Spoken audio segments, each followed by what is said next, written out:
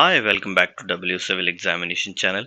और आज हम पार्लियामेंट्री कमेटी पर कुछ एमसीक्यूज फिर से एक बार करने वाले हैं। ये एमसीक्यूज जो पिछले पार्ट्स हैं उनसे आगे आपको नए टॉपिक्स को समझाने में काम में आएंगे। ये सारे एमसीक्यूज पार्लियामेंट्री कमेटी में से लिए गए हैं, जो कि rule of procedure of conduct of business in the Lok Sabha वाली मैनुअल से लिए गए हैं। तो अगर आपके पास वो मैनुअल है तो आप उस मैनुअल को पढ़ सकते हैं, और अगर नहीं आप पढ़ना चाहते हैं तो आप इन क्वेश्चंस को देखिए, और इन क्वेश्चन से आप काफ़ी अच्छी जानकारी अपने एग्जाम के लिए इकट्ठी कर सकते हैं, और उसका यूज़ करके आप अपने एग्जाम को दे सकते हैं। साथ ही आप जो टेस्ट सीरीज हमारी एप्लीकेशन पे अवेलेबल है उसको भी ज्वाइन कर सकते हैं फॉर बेटर अंडरस्टैंडिंग। अब चलते हैं हम आगे और देखते हैं कुछ एमसीक्यूज। तो पहला क्वेश्चन आपके सामने है कि अगर किसी हाउस के सामने, जैसे कि यहाँ पर तो लोकसभा की बात हो रही है, तो अगर कोई रिपोर्ट जो है सेलेक्ट कमेटी द्वारा प्रेजेंट करनी है, और जो हाउस है उसने उसका प्रेजेंटेशन का जो टाइम है वो फिक्स नहीं किया है, तो ऐसे में जो रिपोर्ट है वो कितने समय के अंदर हमें देनी ही होती है, ये कितने समय के अंदर उसे प्रेजेंट करना ही है। तो वो एक्सपायरी का जो टाइम है वो कितना है। तो इसमें ये होता है कि अगर मोशन नहीं आता है, अगर मोशन आ जाता है, डिमांड आ जाती है जैसे कि, तो उसके अकॉर्डिंग टाइम को चेंज किया जा सकता है। और अगर कोई मोशन कुछ नहीं है तो वो कितने टाइम के अंदर हमें लेके आना चाहिए, 1 महीना, 2 महीना, 4 महीना, 3 महीना। तो आंसर है इसका 3 मंथ, यानी कि 3 मंथ की एक्सपायरी से पहले ही रिपोर्ट को प्रेजेंट करना होगा। चलते हैं, तो इसका जो पूरा का पूरा डिटेल जो है वो रूल नंबर 303 के पार्ट 1 में दिया गया है। तो 303(1) में दिया गया है ये ऐसा। अब इसके अंदर देखेंगे, इसमें ये बोला गया है कि जब भी कोई सेलेक्ट कमेटी किसी चीज पर बनती है तो रूल नंबर 264 के अकॉर्डिंग उसके अंदर जो भी बिल होगा, ये जो भी चीज है, उसका एक टाइम फिक्स किया जाएगा हाउस के द्वारा, ताकि उस रिपोर्ट को प्रेजेंट किया जा सके। अगर हाउस ने वो टाइम फिक्स नहीं किया गया है तो वो विद इन 3 मंथ के अंदर उसे रिपोर्ट करना होता है। अगर एक कंडीशन और है कि अगर सेलेक्ट कमेटी की जो रिपोर्ट है उसको उसके टाइम को एक्सटेंड नहीं किया गया मोशन के द्वारा, तो वो विद इन 3 मंथ ही उसको प्रेजेंट करना होगा। अगर एक्सटेंड कर दिया टाइम को तो फिर अलग बात है। अब चलते हैं आगे। यहाँ पर आपके सामने 4 स्टेटमेंट है, और चारों में से आपसे पूछा है कौन सी स्टेटमेंट सही है। तो ये एक डिफिकल्ट क्वेश्चन होने वाला है। क्यों? क्योंकि आप इस टॉपिक को बहुत ही कम जानते होंगे, तो यहाँ पर थोड़ा सा आपको डिफिकल्टी आएंगी, लेकिन आपको पता होना चाहिए इस टॉपिक में हम कुछ जो स्टेटमेंट्स हैं वो स्टेटमेंट्स हम उस टॉपिक को जानने वाले हैं। तो पहले देखते हैं पहली स्टेटमेंट को। सेलेक्ट कमेटी जो होगी, shall in their report state whether the publication of bill directed by these rule has taken place and date on which the publication has taken place. जब भी कोई रिपोर्ट आएगी तो उसके पब्लिकेशन में जो बिल आया था उसका पब्लिकेशन कब हुआ या नहीं हुआ, इसके बारे में लिखा होगा। सेकंड है where a bill has been altered. अगर बिल में कोई चेंजेस आए गए तो उसका अगर सर्कुलेशन हो चुका है तो रीसर्कुलेशन होगा, और अगर नहीं हुआ है तो सर्कुलेशन करवाया जाएगा। तो इस स्टेटमेंट को आप पढ़ लेंगे आसानी से। आगे देखेंगे, any member of the select committee क्या करेगा, कोई भी मेंबर जो है वो अपना डिसेंट को रिकॉर्ड कर सकता है। ठीक है, जो भी बिल के रिलेटेड जो भी डिसेंट होंगे उसको रिकॉर्ड करेगा। आगे चलते हैं, minute of dissent shall be couched in temperate and decorous language. मतलब ये है कि आपको जो भी करना है एक पार्शियलिटी से बचना है, इम्पार्शियलिटी शो करनी है, यानी कि एक सिंपल और अच्छी पार्लियामेंट्री लैंग्वेज में इसका यूज करके आपको लिखना है। ठीक है, तो आपको पता होना चाहिए ये चारों के चारों जो है, चारों ही स्टेटमेंट सही हैं। तो इसका मतलब ये हुआ कि जब भी कोई बिल की जो पब्लिकेशन की डेट है वो रिपोर्ट में बतानी होगी। साथ ही में क्या होगा, अगर वो उसमें कुछ अल्टरेशन है बिल में तो उसका रीसर्कुलेशन करवाना होगा, और अगर सर्कुलेट नहीं हुआ तो सर्कुलेट करवाने पड़ेगा। सेलेक्ट कमेटी के जो मेंबर हैं वो अपने डिसेंट रिकॉर्ड कर सकते हैं, बहुत ही डिसेंट लैंग्वेज में होना चाहिए ये। ठीक है, तो ये चारों स्टेटमेंट करेक्ट थी। आगे चलते हैं, dash shall cause every report of select committee to be printed. अब यहाँ पर एक पूरा स्टेटमेंट लिखा गया है कि उससे पहले मैं आपको एक डिटेल समझा देता हूँ। वो डिटेल ये है कि जब भी कोई रिपोर्ट होगी उसको क्या किया जाएगा, या कोई बिल होगा उसको क्या होगा, जो सेलेक्ट कमेटी को दिया जाएगा उसे पब्लिश किया जाएगा इन द गैजेट के अंदर, और वो यूज करे किया जाएगा हर मेंबर के द्वारा। हर मेंबर के पास उसकी कॉपी अवेलेबल होगी, लेकिन उसको प्रिंट करवाना, उसकी कॉपी अवेलेबल कराना, ये सब किसका काम है? तो यहाँ जो क्वेश्चन है वो सिर्फ इतना सा है कि कौन है जो ये सारे काम करवाता है? तो आंसर है सेक्रेटरी जनरल। अब आगे चलते हैं।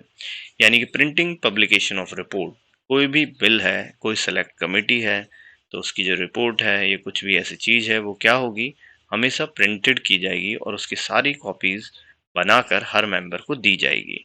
और ये रिपोर्ट या बिल है उसको क्या किया जाएगा, गैजेट के अंदर पब्लिश किया जाएगा। ये सारा काम कौन करवाता है? सेक्रेटरी जनरल करवाता है। अब चलते हैं आगे क्वेश्चन पर। Which of the following is true about committee on paper laid on the table? अभी paper laid on the table नाम की कमेटी होती है।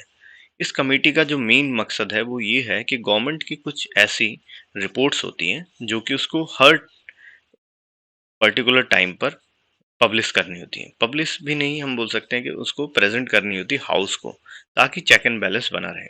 इसका एक एग्जांपल मैं आपको दे सकता हूँ, जैसे कि ये जो जितने भी पीएसयूज होते हैं, पब्लिक सेक्टर अंडरटेकिंग्स है, तो इनकी जो एनुअल रिपोर्ट्स होती हैं उसको गवर्नमेंट क्या करती है, टेबल करती है। टेबल मतलब प्रेजेंट करती है हाउस को, ताकि हाउस में जो हर मेंबर है वो उस पर क्वेश्चन पूछ सके। और ये बहुत ही अच्छी प्रक्रिया है जिससे कि जो जितने भी पीएसयूज हैं इन सब पे एक चेक एंड बैलेंस बनाया जा सकता है कि आखिर वहाँ क्या चल रहा है। उनकी एनुअल रिपोर्ट पे कमेंट किए जा सकते हैं, उन पे डिटेल ली जा सकती है, उन पे जो ऑडिट की रिपोर्ट्स हैं उनके ऊपर क्वेश्चंस किए जा सकते हैं। तो ये सब किया जाता है। ऐसी ही एक कमेटी को बोला जाता है committee on paper laid on the table. तो इस कमेटी के कुछ फीचर्स यहाँ पर दिए गए हैं। आपसे पूछा गया क्या ये फीचर सही है या गलत है। ठीक है, तो सबसे पहले में या तो आप क्वेश्चंस को अटेम्प्ट कीजिए, और अगर आप अटेम्प्ट नहीं कर सकते हैं तो आप इसका मैं टॉपिक आपको दिखाना चाहूंगा। ठीक है, तो सीधे चलते हैं टॉपिक के ऊपर। टॉपिक ये है कि जो constitution committee on paper laid on the table अगर बनती है तो वो कौन से रूल के अकॉर्डिंग बनती है। रूल नंबर 305 ए के अंदर बनती है। ठीक है, इसके अंदर क्या होगा, there shall be committee on paper laid on the table, और उसके अंदर जो मेंबर होंगे वो 15 ही मेंबर होंगे। और दूसरे पार्ट के अंदर लिखा हुआ है कि जो कमेटी होगी वो नॉमिनेट की जाएगी स्पीकर के द्वारा और उसका टर्म 1 ईयर होगा। यानी कि सिर्फ ये दो कंडीशंस इसमें होनी चाहिए। अब चलते हैं वापस क्वेश्चन में। क्वेश्चन में पहले के अंदर तो लिखा है 15 मेंबर, दूसरे के अंदर लिखा भी है कि स्पीकर द्वारा नॉमिनेट होगी और 1 ईयर, और तीसरा जो है उसमें 11 मेंबर लिखा है तो वो गलत हो गया। और जो चौथा था वो क्या है, 2 ईयर लिखा हुआ है स्पीकर के द्वारा नॉमिनेट होने के बाद, तो वो 2 ईयर्स वाला भी गलत है। यानी कि थर्ड और fourth is a wrong options. तो ये रॉन्ग चॉइस है, इनको हम नहीं ले सकते हैं, इसलिए थर्ड और फोर्थ को हम क्या करेंगे, हटा देंगे। तो ये थर्ड एंड फोर्थ क्या हो गए, रॉन्ग हो गए। और हमारा आंसर क्या हुआ, 1 और 2 है। यानी कि option number C is the correct answer. तो कुछ चीजें ऐसी होंगी जो रिवर्स फैशन में भी आप पढ़ सकते हैं, जहां से आपको ज्यादा अंडरस्टैंडिंग आएगी। अब चलते हैं अगले क्वेश्चन पे। What are duties and function of committee on paper laid on the table? अब जो एक कमेटी बनी है पेपर लेड ऑन टेबल, जिसमें हमने अभी जाना कि जैसे कि एक एग्जांपल है पीयूसीयूज के एनुअल रिव्यूज और उनकी ऑडिट की रिपोर्ट्स, ये सारी रिपोर्ट्स रखने वाली कमेटी, या फिर गवर्नमेंट की कुछ इंपॉर्टेंट रिपोर्ट्स को देने वाली कमेटी, तो उसे हम बोलते हैं paper laid on the table committee. ये जो कमेटी है इसके क्या ड्यूटीज होंगी, क्या फंक्शंस होंगे। ठीक है, तो आप कर सकते हैं, आप अटेम्प्ट करें, क्वेश्चन सारा पढ़ें, पॉज करें वीडियो को और अटेम्प्ट करें। लेकिन मैं सीधा इनके रूल्स पर जाने की कोशिश करता हूँ। फंक्शन ऑफ द कमेटी, तो पहले हम फंक्शंस के बारे में एक सिंपल भाषा में पढ़ लेते हैं, फिर उसके बाद क्वेश्चन पे चलेंगे और देखेंगे क्या सारे स्टेटमेंट सही थे या गलत थी। सबसे पहले इसके जो फंक्शंस हैं वो 305 के B1 में दिया गया है। ठीक है, बी में दिए गए हैं। उसके अंदर यहाँ पर देखेंगे पहला जो है, the function of the committee shall be to examine all papers laid on the table. अब यहाँ पर बताया गया कि जितने भी टेबल पे पेपर हैं उनको क्या किया जाएगा, मतलब जितनी भी रिपोर्ट्स को टेबलिंग की गई है, प्रेजेंट किया गया है, उनको क्या किया जाएगा, एग्जामिन करना है इस कमेटी का काम। Whether there has been compliance of provision of the constitution act rule और regulation under which the paper has been laid. अब जब भी क्या होगा, पहला जो बात है इसमें कि अगर पेपर की टेबलिंग हुई है तो टेबलिंग कब करनी थी, कौन से डेट पे करनी थी, वो सारी चीजें, वो प्रोसीजर पूरा हुआ या नहीं हुआ, सारी चीज बताई गई नहीं गई, इस तरीके की चीजों को, कंप्लायंस को देखना भी इस कमेटी का काम है। दूसरा, कहीं इसमें डिले तो नहीं हो गया, तो डिले को भी देखना। अनरीजनेबल डिले, यानी कि डिले हो सकता है। मान लीजिए कुछ ऐसा हो गया कंपनी में, मान लीजिए मैं एक पीएसयू का एग्जांपल लेता हूँ, और उस पीएसयू में क्या हुआ कि उसकी हर बार उसकी रिपोर्ट एक पर्टिकुलर टाइम पे आती थी, लेकिन इस बार कुछ ऐसा इवेंट हुआ कि जिसकी वजह से डिले होके आई है, तो देखेंगे रीजन है भी उस डिले का या नहीं है। अब आगे चलते हैं। If there has been such delay whether the statement explaining the reason, तो डिले का जो रीजन है क्या वो दिया गया या नहीं दिया गया, और वो सेटिस्फैक्टरी है या नहीं है, ये बताया जाएगा। और क्या है, डी पार्ट में दिया है कि हिंदी और इंग्लिश वर्जन भी इसका अवेलेबल होना चाहिए प्रेजेंट करने के लिए टेबलिंग के टाइम पर। और क्या होना चाहिए, statement explaining reason for not laying the Hindi version has been given. अगर मान लीजिए हिंदी वर्जन नहीं आया, तो उसका जो रीजन है वो रीजन आपको बताया जाना चाहिए। ठीक है, तो ये सारे इसके फंक्शंस हैं, ये ड्यूटीज है।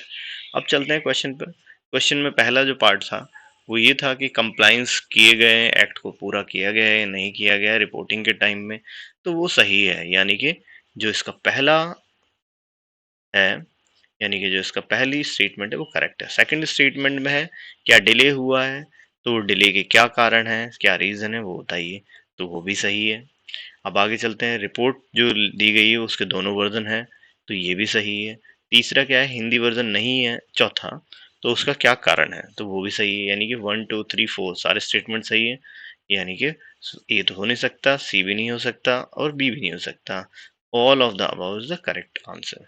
अब चलते हैं आगे। क्वेश्चन नंबर 6, एक मेंबर, कौन मेंबर है, committee on paper laid on the table का जो मेंबर है, अगर वो चाहता है अपने कुछ रेज करना, कुछ मैटर्स, रूल, सब rule 1 of the rule 305 B shall raise in the house. अभी हमने देखा था सब रूल के बारे में, 305 बी का ए वन, वो क्या था, function of the committee to examine paper laid on the table by the minister to report on house. ठीक है, तो इनमें से अगर वो किसी चीज पर कुछ रेज करना चाहता है 305 के बी में, के वन के सब रूल में, अगर वो कोई चीज कुछ ऐसा है, किसी मैटर पर रेफर करना चाहता है उस रूल को, और उसमें कुछ हाउस को बताना चाहता है, तो वो कब बताएगा और किस तरीके से बताएगा, और वो हाउस को बताएगा या कमिटी को बताएगा।